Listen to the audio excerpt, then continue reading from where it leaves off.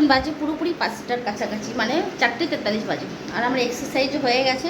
আর আমি এই যে শ্যাম্পু করেছি, এখন শ্যাম্পু করেছি, চুলে খোপা তাহলে কী করে করবো বলো? আমার তো ফোনের উপর ফোন চলে আসছে যে হলো হলো হলো, কারণ আমি সবার শেষে এই মাথায়, আর ওরা হচ্ছে ওপার, মানে এপার আর ওপার, মিশন গেটের ওপারটা ওরা, আর এপারে শুধু একমাত্র আমি। তাই এই জাস্ট এক্সারসাইজ করলাম, করে চুলটা বেঁধে রেখেছি হাওয়ার নিচে। সাজুগুজু করবো, সাজুগুজু তো করবো, সমস্যা আমার দুটোই হয়ে যাচ্ছে কি জানো তো? এক হচ্ছে চুলের খোপা করবো, চুলটা শোকাবো, হেয়ারটাই তোমার অবশ্যই আছে, চুল শুকিয়ে ফেলতে পারবো, ফেলতে পারবো। আর হচ্ছে সাদা শাড়ি, আমার কিন্তু সাদা শাড়ি নেই, তাই আমি এই সাদা, মানে বলেছে তুমি সাদা শাড়ির সাথে যে কোনো জিনিস পরে আসবে, এখান থেকে সাদা শাড়ি পরে নেবে। এবার ভাবছি আমাকে একটা সাদা শাড়ি কিনে নিতে হবে, যখন আমার প্রোগ্রামে লাগে সাদা আর সবুজ শাড়ি, সবুজ শাড়ি যখন আমার আছে, তো সাদা শাড়ি আমাকে একটা কিনে নিতেই হবে। এই সাদা শাড়িটা হলে এখান থেকে পুরো রেডি হয়ে যেতে পারতাম, ওখানে গিয়ে পরতে হতো না, কিনা ভালো হতো বলো, দেখতেও সুন্দর লাগতো। তো চলো একটু সাজুগুজু করে আসছি। কি গানে নাচবো জানো? আলগা করবো খোপার বাঁধন, দিল মেরা ফস গই, দিল মেরা ফস গই। দেখো আমি সাজুগুজু করবো, আমার ছেলেকেও সাজুগুজু করে দেবো, ও চুপচাপ বসে আছে। একা একা করে তুমি সাজুগুজু করে না, যাও ঠিক আছে? একটু করবো, একটু করবো, আমাকে যা হাত মুখ দিয়ে আসো, তুমি সাজুগুজু করো, আমি এখানে সাজুগুজু করে নিই। তো চলো। মামা তুমি কি আয়না ছাড়াই সাজুগুজু করছো? হ্যাঁ, আয়না ছাড়াই সাজুগুজু করবো, ছোট আয়না নেই। তাড়াহুড়ো করছো কেন? চুলটা শোকাবে, সব হয়ে গেছে, ওখানে গিয়ে শাড়িটা পরবো, ড্রেস সব পরে গেলাম, গয়নাঘাটি পরবো, চুল চুল বাঁধবো, আর চুলটা শোকালে ওই আয়নায় গিয়ে খোপাটা করবো, তাই মেকআপটা করে নিই। ও বুঝলি?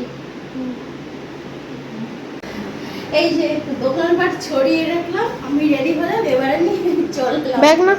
হ্যাঁ, ব্যাগ নিয়ে চললাম। আর এই সব ছড়ানো, আর গিয়ে সাদা ফুলটা মাথায় দেবো। আর এই যে ফাইনাল লুক এখনো আসেনি, আমি এরপরে শাড়ি পরবো, তারপরে পুরোপুরি সাজ আমার কমপ্লিট হবে, এখনো সাজ কিন্তু আমার কমপ্লিট হয়নি। তো চলো। চলে এসেছি নির্দিষ্ট স্থানে। শুভ সন্ধ্যা, শুভ সন্ধ্যা, মিষ্টি শুভ সন্ধ্যার শুভেচ্ছা ও ভালোবাসার সকলকে। অনুষ্ঠান কিন্তু শুরু হয়ে গেছে। অনুষ্ঠানের শুরুতেই সবাইকে সম্বর্ধনা দেওয়া হচ্ছে বলতেই এই দেখো আমাদের ঘরের মেয়ে, বাড়ির মেয়ে, রানাঘাট শহরের মেয়ে রুম্পা দিদি। রুম্পা দিদি এভারেস্ট জয় করে এসছে। যারা যারা রুম্পা দিদিকে চেনো তো চেনো, আর যারা চেনো না তারা আমার এই ছোট্ট ভিডিওর মাধ্যমে দেখানো তোমাদের সঙ্গে শেয়ার করছি। তো দিদিকে সম্বর্ধনা দেওয়া হচ্ছে, দিদি এখন চলে যাচ্ছে বাড়ি। আর আমি তো বাড়ি থেকে শাড়ি পরে যাইনি, তোমরা তো সবাই দেখেছো। আর ওখানে গিয়ে শাড়ি পরে সেজে গুজে আবার একটু তৈরি হলাম। তো শাড়ি না পরলে বোঝা যায় না শাড়ির সাথে কেমন সাজবো। আর সেজে গুজে এসে দেখি জানো তো পুরো জায়গা রিজার্ভ হয়ে গেছে, পাশাপাশি আমরা কেউ বসতে পারি না, আমরা সবাই ছাড়া ছাড়া হয়ে বসেছিলাম। তো আমাদের প্রেম ভালোবাসাটা যেন তো ভালো করে জমে উঠছিল না।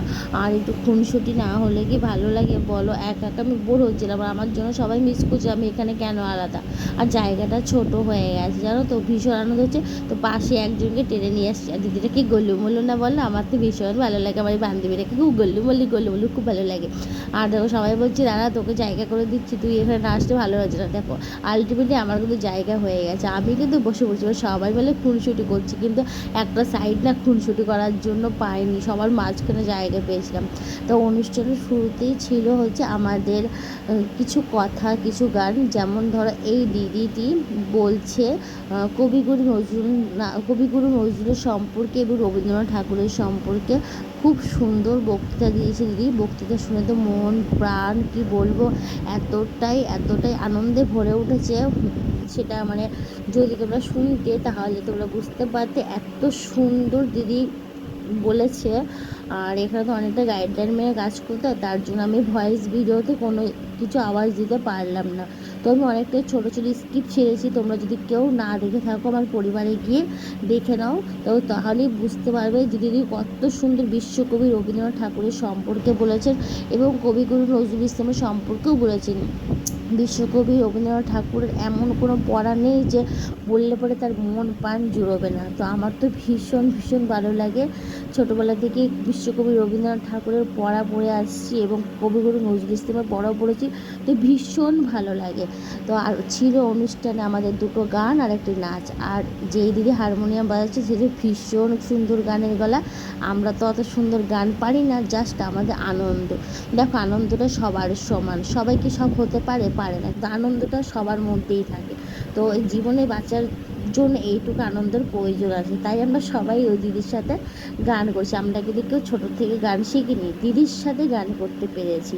তো তোমাদের ভালোবাসা আশীর্বাদেই এটা সম্ভব হয়েছে, তোমরা ছিলে বলেই এটা সম্ভব হয়েছে। আর গান দুটো ছিল আগুনের পরশমণি আর হলো দূর দীপবাসিনী।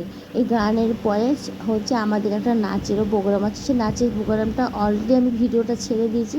তো তোমরা সবাই আশা করি দেখে নিয়েছি, যারা এখনও দেখোনি, যে সকল বন্ধু এখন দেখোনি তাদের যদি সময় হয় তো আমার পরিবারে গিয়ে দেখতে পারো।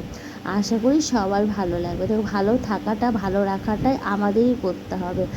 আর এখানে তো ভীষণ আনন্দ হয়েছে, আর আমি তো মন দিয়ে দিদির কথা শুনছিলাম। তারপরে ছোটোদের নাচ শুরু হলো। ছোটোদের কিছু নাচ হয়ে যাওয়ার পরে, মানে কয়েকটা নাচ হয়ে যাওয়ার পরে আমাদের নাচ দিয়ে প্রোগ্রামটা রাখা হবে এই পর্যন্ত। তো সবাইকে শুভ সন্ধ্যা। ভিডিওটি কেমন লাগলো সবাই কিন্তু কমেন্ট করে জানিও। টাটা।